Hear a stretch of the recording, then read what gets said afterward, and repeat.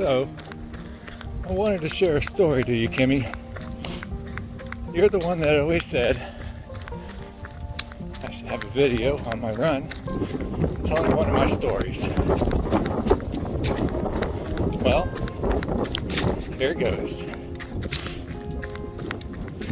We'll say about a month and a half, 2 months ago, I planned to do a 16-mile run. I was going to start at the house, run about 10 miles until I hit a towpath out in Navarre. I was going to take that towpath out to Maslin and meet Sarah for lunch at the Root Vegan. So the times were all worked out. I had to be at the Root Vegan on time, and so I made sure that when I left the house, I'd get there just in time. So temperature was about maybe 30 degrees, but with the wind chill, it was windy, big gusty wind, and the wind chill took it down to like below 20, and so the real feel was below 20. So I dressed up good. So I put my vest on, my running vest, and I go out and I hit the road. I'm running, I get 10 miles in, I get to the trailhead. I see a porta-john. I've become very accustomed to using porta-johns. They're a second bathroom to me. So I step in the porta-john, use it, and come out just to look at the trailhead to see that all the snow and all the rain we had a couple days before flooded the trailhead. It was about 6 to 10 feet underwater, but the top layer was frozen, just not frozen enough for me to run on safely. So I had to pivot my plan. I get on maps, I figure out how to get from Navarre to Maslin, and it says, well, run the road I'm going, get to 62, take 62, and I'll end up in Maslin pretty much. So I used to travel this area all the time back when I worked at Stark Trust. I know these roads like the back of my hand. But I saw 62 and never thought anything that it was the same as 21. So I make my way out to 62 just to realize it's pretty much 45, 50 mile per hour, 4-lane road. So I get on that road, and as soon as I get on that road, I know the only way into Massillon is through a highway exchange. I'm not allowed to run on those. That, I believe, is illegal to run on. So I'm running there thinking, what am I gonna do? I get on maps again, and well, actually, I continue running on this 4-lane road all the way to the interchange, and I stop at a Taco Bell right in front of Menards. I go inside the foyer of Taco Bell, pull out maps, and I look for an alternative route. The only road in is that interchange, which I'm not allowed on. So I look for a different route, and there's this quarry that runs along 30. Route 30 is the other road, the other highway that runs into 21, the highway I was just on. So I see that there's a quarry there, and there's this dirt trail that runs alongside 30 with the quarry. And so I'm like, all right, I'll run along that dirt road. I found a spot that I could cross Route 30, which is a 4-lane highway, two lanes each way with a divided center. And that road is 65 miles per hour. But I figured I'll find a spot along 30 that I can frogger across and get to the other side and end up in Massillon on some back road. So I start running north on 21 still to see if I can find this dirt road. I'm not seeing it, and I stop and I'm like, I just gotta turn back and call Sarah. And as soon as I had that thought, 2 4-wheelers shot across 21 onto that dirt trail. So I'm like, sweet. So I take that dirt trail and I take it all the way out to my crossing spot just to find out there's deer fencing all along Route 30. So now I can't see what's on the other side of Route 30, but I know there's got to be more deer fencing. And who knows what's on the other side? It could be flooded with a huge ditch. So I decide, time to call it. I gotta call Sarah, have her come pick me up. She was in Massillon and at the library. So I reach out to give her a call. No answer. I'm like, okay, call her again. No answer. Call her again. No answer. I'm like, dang, come on. So I'm like, well, I'll run back to Taco Bell. So I'm running back to Taco Bell. And beside Taco Bell, there's an Aldi's. So I sit outside of Aldi's.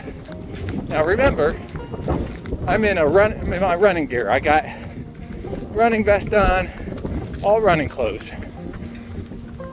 And I'm outside Aldi's, and I say, well, let's call Sarah again. Call Sarah.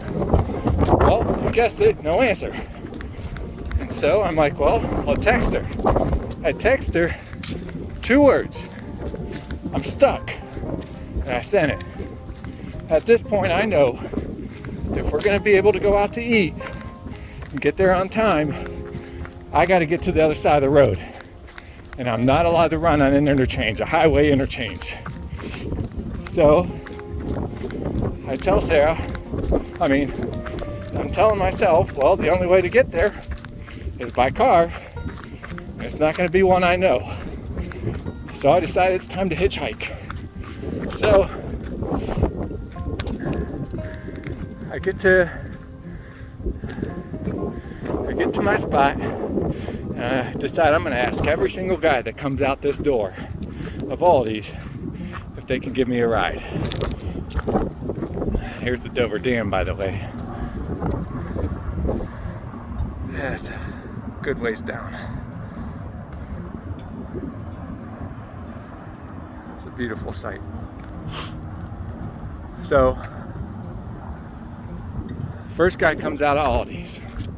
I'm like, well, here it goes. This guy didn't look friendly, but at this point, I'm almost desperate. I need a ride over to Massillon. I mean, we're talking half a mile north. Drop me off, and then they can go anywhere they want.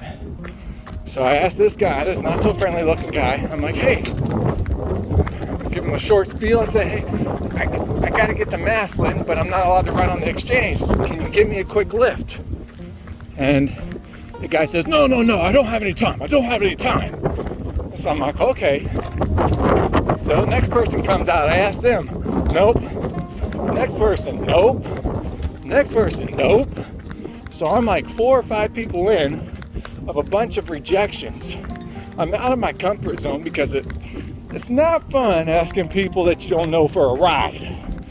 And finally a guy comes out he's pushing his cart. He's got a box of fruit and vegetables in a box. I'm like, hey, I need somebody to drop me off just on the other side of Route 30 here in Massillon, the closest road you can find. I said, can you give me a quick lift? He goes, yeah, come on in. So he says, I'll give you a ride. I said, all right. So he puts the cart away and walks me out to his truck. And I'm like, man, I really appreciate this. He goes, yeah, not a problem. So we get to talking. He's from the Brewster area. So he wasn't even going. I make sure I took the right route. Yep. So he wasn't even going to go north. He was going to go south. But still took the time to let me in his truck take me north. So we have a bunch of small talk in the truck. I tell him that the trail I was going to take is flooded. He's like, yeah, I've seen that. Gets me to the other side of the road. The other side of the highway. And he says, all right, here you go. He says, where are you going? I said, I'm going to the Route Vegan off of Lincoln Way. He goes, oh. He says, I think he dropped me off on some road that goes straight into Massillon. He goes, just follow this road straight. You'll end up right there pretty much. I'm like, all right, cool. So he drops me off. I thank him. And no lie, not even 2 minutes goes by that I'm on the road here. And Sarah calls. She goes, hey, I got your text. You're stuck. And I said, you bum? And she goes, what? I'm like, you bum? She goes, why are you calling me a bum? I said, I called you 5 times. How's it going? Good. Yep. Oh, perfect. Thank you for telling me. I said, I called you 5 times. And I said, you didn't answer your phone once. She goes, my phone never rang. And so it's one of those things where the phone never goes through, even though on my end it shows it does. But she goes, so you're stuck? I said, not anymore. She goes, what do you mean? I said, well, the towpath was closed. I had to hitchhike a ride over to the other side of 30 from Menards. And she goes, you did what? I said, yeah, I had to hitchhike. She goes, you're lucky you're still alive. I said, yeah, I know. So, well, hey, thank you very much. Have fun. Will do. And so needless to say, I made it over to the Route Vegan on time. We got to sit and eat. And pretty much right after we got there, they closed the doors to the restaurant because they were running out of food. People love their stuff and their food goes by fast. And so, however, that's not the end of the story, because it's not safe to hitchhike. I never recommend hitchhiking. I never thought in my life I would ever hitchhike. However, I did. And now, fast forward 3 weeks, I go out to Mohican, and I go to run a 26-mile course out in Mohican. And I'm like, okay, let's do this. Well, it was about 36 when I started, 36 degrees, and about 3 miles into my run, my 26-mile run, it starts raining. So now I'm starting to get wet at 36 degrees. And then it starts sleeting. Temperature's dropping. It's getting colder. I'm not having fun. And I'm like, man, I think I want to call this early, but there's no way to call it early. It's one 26-mile loop. There's no way to cut it short. And as I'm having these thoughts at probably around mile, I don't know, 14, I'm like, man, I keep seeing these cars crossing on this road every once in a while that I would see. I was like, I could probably hit that road and hitchhike my way back to the car. See, Kimmy, those are not good thoughts. I should never have thoughts that it's okay to hitchhike whenever I feel like it. It's not good. So, don't ever hitchhike, because if it goes successfully, you're gonna have that thought that crosses your mind that says, it worked one time, it could work again. And your rates just rise for running into somebody that doesn't want to hitchhike nicely. So, there you get it. You got my story on a run. I hope you enjoyed it. I hope you enjoyed my scenery out here at Camp Tuscazoar down in Dover. These trails are beautiful. It's one of my favorite places to run. As you can see, it's very technical, lots of rocks and roots. But it's beautiful. Every season of the year is beautiful. So, I love you, Kimmy. Hope you're doing good. I'll be seeing you soon. And also, congratulations on your senior year. I'm entirely thrilled to see what's next in your life. There's a lot of fun with challenges, but man, there's a lot of fun that's up ahead in your life. I can't wait to see you have it. I'll talk to you later. Love you, girl. Bye.